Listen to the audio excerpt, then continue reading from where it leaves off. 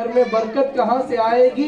हो नेक बीवी तो घर को जन्नत बना देती है, हो नेक बीवी तो घर को जन्नत बना देती है, हो बदबख्त तो घर को जहन्नम बना देती है।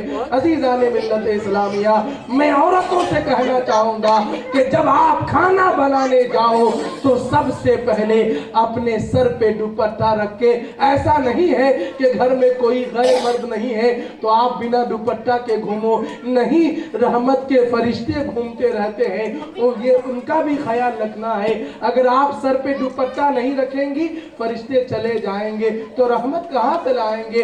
आपके दुपट्टा ना रखने की वजह से रहमत के फरिश्ते दाखिल नहीं होते और आपको पता ही नहीं है। मेरी माँ बहनों, मैं गुजारिश करूंगा आप अपने घर में भी रहो, तन्हाई में भी, तो अपने सर पे दुपट्टे का ख्याल रखो। पहली बात, जब आप खाना बनाने जाओ तो सबसे पहले अपने सर पे दुपट्टा रखो, उसके बाद बिस्मिल्लाह पढ़ के चूल्हा जलाओ। अजीज़ाने मिल्लत इस्लामिया, बिस्मिल्लाह पढ़ के चूल्हा जलाना है और सर पे दुपट्टा रखना है, और जब तक खाना बने तब तक सुभान अल्लाह, माशाअल्लाह या दुरूद पाक पढ़ना है। इंशाअल्लाह अज़्ज़ व जल इतना काम मेरी माँ बहनों ने कर लिया। अगर उसमें वुजू बना के खाना बनाया तो सोने पे सुहागा, अगर वुजू बनाकर बिस्मिल्लाह से शुरू करके सर पे दुपट्टा रख के और दुरूद शरीफ पढ़ के बना दे, मैं कहता हूं आप उंगली चाटते रह जाएंगे।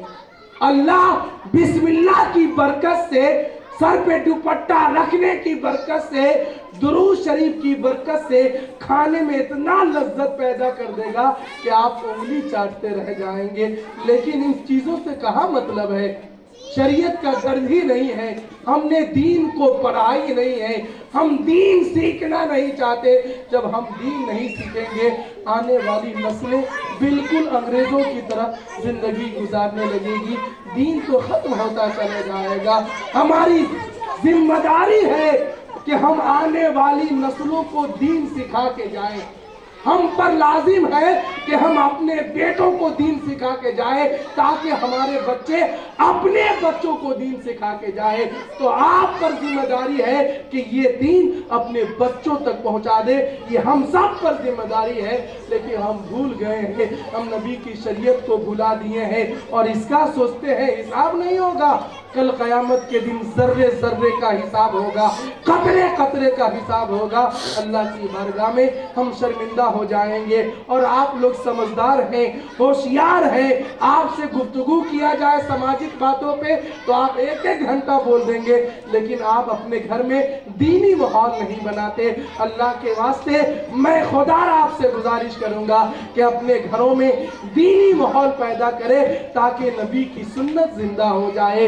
अल्लाह रब्बुल इज्जत की बारगाह में दुआ है कि आली जनाब अब्दुल गफ्फार साहब ने अपनी बेटी के शादी के मौके से इस महफिल पाक को सजाया है। अल्लाह इस महफिल पाक को कबूल फरमाए और इस महफिल पाक की बरकत से हमारी और हम सब के माँ बाप के अल्लाह बख्शिश फरमाए।